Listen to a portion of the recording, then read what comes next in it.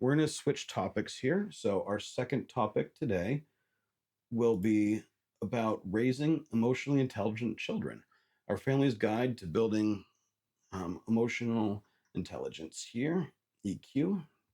All right. So, with this segment,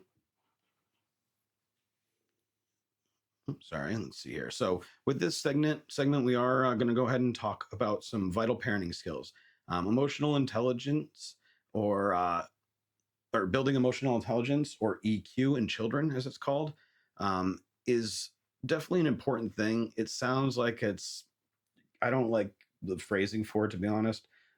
It's basically just making sure you raise well-rounded kids that are self-aware, self-regulate, which is a big part of it because kids don't very well, have motivation, empathy, and social skills. Now, I'm not going to lie to you. After having my brain tumor, some of this stuff is hard for me as well. I have a very much a lack of self-awareness, kind of like I did when I was a child. Now that I've had this tumor removed, and I have some trouble with self-regulation, motivation, and some of my other stuff like social skills. Empathy, I'm pretty good at. So as I've had to work on, or as we've tried to work on this with the kids, more of it has come to light that I can use some of this information for myself. So some of it seems very basic, but it's always something to look into. You are the role model for your children. So if you don't have this stuff handled, then you need to make sure that your children do. So with this one, well, no, sorry, you need to make sure you got a hand. Brains blanking here. I'm having a little mix up. Sorry. You want to make sure you have your, emotional intelligence handled so that your kids are also going to look up to you and have theirs. So this is an important one for you to look at. If you've got it all, then by all means, you're good to go. And these are just our opinions and some helpful hints on how to make this slightly easier for you, and just some things we found that worked with our kids. These aren't things that are always going to work with every kid, but if you've tried everything, it's worth a try for these. So we did throw up another quick article here, and so let's just real quick define it. So, what is emotional intelligence? So, emotional intelligence is basically some stuff that some of the singers and whatnot have told us about. Peter Slovey and John Mayer here tell us is about understanding, using, and managing emotions. But for our family, it's about being able to recognize our own feelings, understanding what others are going through, and knowing how to deal with it in a positive way. Okay. So those are simple. It's a lot of it is treating others how you want to be treated, and just trying to go ahead and spin everything positive. It's really hard to do. Don't get me wrong. That part is something that I've been working on my whole life and have definitely never mastered. And then, like I said, mastering your own feelings, being aware of your own feelings, being able to recognize them. That's a lot easier said than done. And like I said, after my injuries, it's been even worse. So this is the kind of thing that people, we get angry. We have road rage. Like, let's be honest, as adults, if it's our best to try to teach our kids to learn from our mistakes and also learn as well. So each kid is obviously going to be different. This is going to be kind of a theme that you find in a lot of situations is you need to kind of know what your kids' levels are. And this is why this stuff's important to talk to them about, because if you don't talk to them, you're going to have no clue. So when I say age appropriate strategies, you definitely want to employ those. Something that, makes sense. You're not going to talk to uh, a teenager the same way you're going to talk to a little kid, right? You want to make sure that you're walking in their shoes, and basically trying to kind of see what they go through. But depending on the age, obviously that's going to be a lot different. And a younger kid may tell you a very simple version of it. But like an older kid is going to go ahead and probably hide things a lot different, but also be able to articulate and give you a lot more to go off of if they are able to, if they do describe it properly. Um, and so this is a tough one because the easiest way for like a kid is probably to engage in like a game, something where you have little poke and prods about feelings, kind of asking them even directly. They'll usually give you an answer, unless they're really upset, but they're also gonna flip on a dime, right? They're gonna go to a tantrum.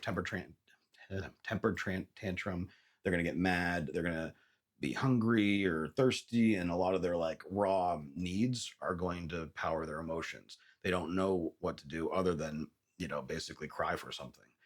So that's something that starts early on. You want to make sure that you're talking to them about, expressing their feelings, not just going into wham, mad, like our id, if you will, right? I'm not a psychologist, but our monkey brains, our id, that fight or flight brains and all that stuff, that controls a lot of that basic emotions. And if you don't learn anything, then that's pretty much where you're going to go ahead and default to. Okay, so yeah, like we like reading books about feelings, role playing. Like we don't like to do the cheesy role playing, but we'll kind of come up with a scenario, and we might be like, "Oh my goodness, if that was doing that, how would you react to that?" Or what did that make you feel like? Or wow, that really is horrible how that person was treated. What would you have done in that situation? So we try to kind of go with different situations that are like role playing, but not necessarily completely role playing. All right, now let's check one last thing here. Okay. Appreciate your patience while I was just double checking that. All right, and then let's see. All right, then this one is important. So we do like to read books and we try to read them together, especially if there's something that's kind of, you know, the right level for them. Once they're older, I think reading them themselves is probably important, but it's not a bad idea to maybe parallel read with them, so you can talk about them. Um, and so the other one is create a safe emotional space. So this means a space where you can validate your child's feelings, listen without judgment, provide a supporting environment, and where they can feel comfortable expressing their feelings. So this is fundamental for building trust and emotional security. So if you are constantly not letting your kids express those feelings, they're going to repress them. I think a lot of you probably that are my age probably remember that most of us weren't allowed to have feelings. And I'm not saying that it means make us whiny and create all these other issues like that, but it is important to talk about them. If a kid is getting angry, says he's angry all the time, or you see him angry all the time, but never talks about it, then that is never going to get solved. Think about how we have to solve it as adults. People go to anger management because they need to go and learn how to not get angry all the time. That's probably something that was unfortunately lacking in their childhood. And that doesn't mean it's always going to be the case. You just want to set your kids up for the best advantage they can have, right? So these are the kind of things that even if you didn't do any of it before, just the conversation every week or two is going to be way more, right? So we try to talk about them usually daily, but we don't always, I guess. But then something like a weekend day, we might go over a lot of this stuff, or we might kind of dedicate like an hour to actually do it. We don't tell the kids that, but we'll, say, let's kind of make sure we spend an hour really getting into if anything happened this week and talk about feelings. We'll look up some new strategies here and there. Not a bad idea, do some research ourselves. And so then giving them that space. Now that means giving them a space where they're comfortable and open to talk about stuff, and then trying not to be judgmental. That's kind of hard. There's some things that they'll tell you. You don't want to always be mad at them for something they're telling you, because otherwise they might not tell you. But you also need to make sure you understand it, and you need to make sure that you are setting some limits, right? They can't be like, "Oh, I was out doing this or that, and I hate myself and hate everyone around me and blah blah blah," and then you just ignore it. Like that's not going to work for you. So make sure you're discussing this stuff with them, and if you're also getting mad at them or punishing them for it, then they won't want to tell you about it anymore, right? So they're going to start hiding their feelings and everything. And then when I say a safe space, that includes people, but also like a safe space for them to escape to if they need to. Make sure their room is their sanctuary. If they have to share a room with somebody else, make sure you have a place that they can go to get alone. At least have headphones so they can be alone in their own space. But it is important, I think, for everyone to be able to at least have some spot that they can go and not be disturbed. Now, it also needs to be somewhere where you can check in on with them. If they're really depressed, we know that sometimes that gets really bad, and we do not want to see anyone do something harmful to themselves, right? That's the last thing we want to do. And as a matter of fact, that's one of the main reasons of all this is to prevent that in the future, or forever happening, because the last thing anyone wants is the loss of a child, especially before themselves. And at the same inverse of that, nobody wants the loss of a parent either. I've been down, I've thought I wasn't going to make it. And like, there's times where it gets hard. And some of this stuff's really important for both kids and parents here. All right.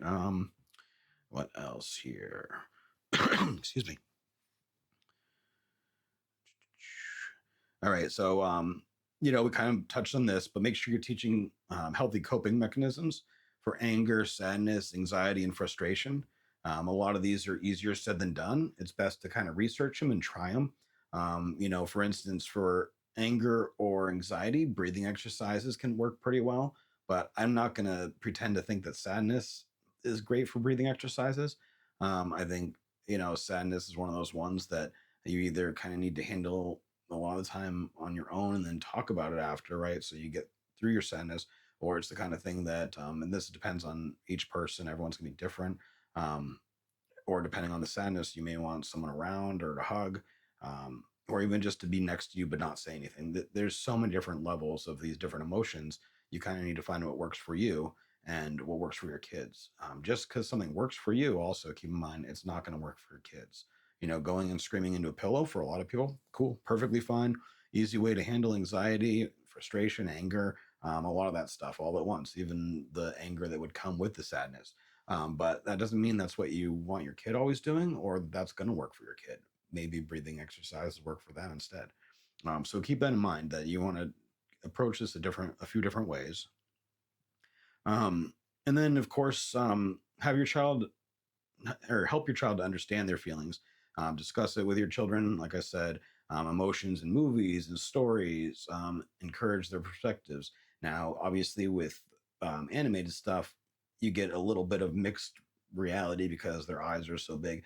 But because of that, it tends to express emotion in a much more friendly, approachable way, I guess. Right. So it is harsh a lot of the ways that that Disney makes some of these movies, but also they are a good way to talk about some of the stuff with your kids without actually getting them into real world actual graphic people having these issues. So it's a weird thing to think about, but talk about the sadness that comes with the loss of Nemo's mom there. um, it's going to be better than having the same thing happen in a real life movie and then having them transition that way. Now, also don't let them think that all that is okay either. Like, loss is important. If you notice that your child is all of a sudden not taking loss seriously, that's something that you need to address a little bit differently, right? So, we all think, oh, yeah, every Disney character's parents die.